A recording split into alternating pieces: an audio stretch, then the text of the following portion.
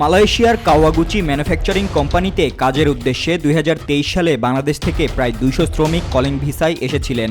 নতুন জীবনের স্বপ্নে ঋণ করে জমি বিক্রি করে অনেকে ৬ থেকে ৭ লাখ টাকা খরচ করে আসলেও শুরু থেকেই তাদের এই স্বপ্ন ভেঙে যায়। কোম্পানিতে ঠিকমতো বেতন না পাওয়া এবং প্রয়োজনীয় খাবার কেনার মতো টাকাও না থাকায় শ্রমিকদের জীবন দুর্বিষহ হয়ে পড়েছে।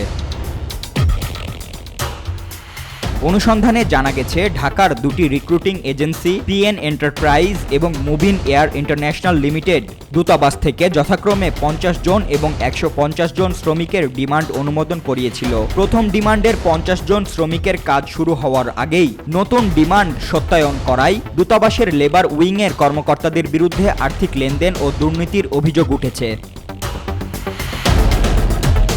ভুক্তভোগী শ্রমিকরা জানিয়েছেন, সেপ্টেম্বর ২০২৩-এ প্রথম ৪৫ জন শ্রমিক মালয়েশিয়া আসার পর থেকেই তারা বেতন পেতে ব্যর্থ হন। সমস্যার সমাধানে তারা বাংলাদেশে এজেন্সির সাথে যোগাযোগ করলেও কোনো ফল হয়নি। পরিস্থিতি আরও খারাপ হওয়ার পর তারা মালয়েশিয়ার বাংলাদেশ দূতাবাসে অভিযোগ করেন। লেবার উইংয়ের প্রথম সচিব সুমন চন্দ্র দাস তাদের জানিয়েছিলেন, জানুয়ারি ২০২৪ থেকে সব বেতন পরিশোধ করা হবে, কিন্তু বাস্তবে তাদের অবস্থার কোনো উন্নতি হয়নি। প্রবাসী শ্রমিকদের অভিযোগ, দূতাবাসের কর্মকর্তারা কোম্পানির আর্থিক ও কর্মপরিবেশ যাচাই না করেই নতুন ডিমান্ড সত্যায়ন করেছেন, যা তাদের এই বিপদের মূল কারণ। এদিকে দূতাবাসের প্রেস সচিব সুফি মারুফ সাংবাদিকদের প্রশ্নের জবাব এড়িয়ে যান। লেবার উইংয়ের কাউন্সিলর শরীফুল ইসলামও এ বিষয়ে কোনো মন্তব্য করতে অস্বীকৃতি জানান।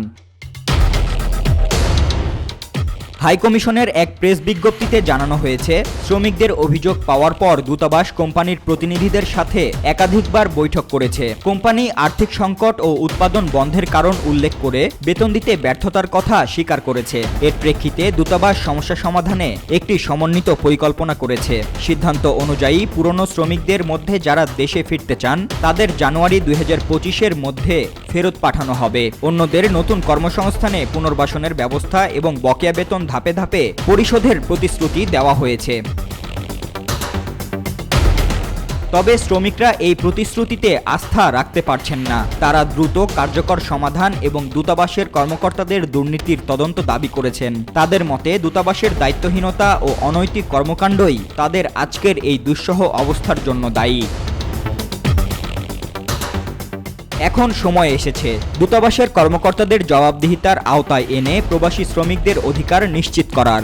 এসব শ্রমিকের স্বপ্ন ও আর্থিক বিনিয়োগ যেন কেবল দুর্নীতির বলি না হয়, তা নিশ্চিত করতে সংশ্লিষ্ট কর্তৃপক্ষের কার্যকর পদক্ষেপ প্রয়োজন।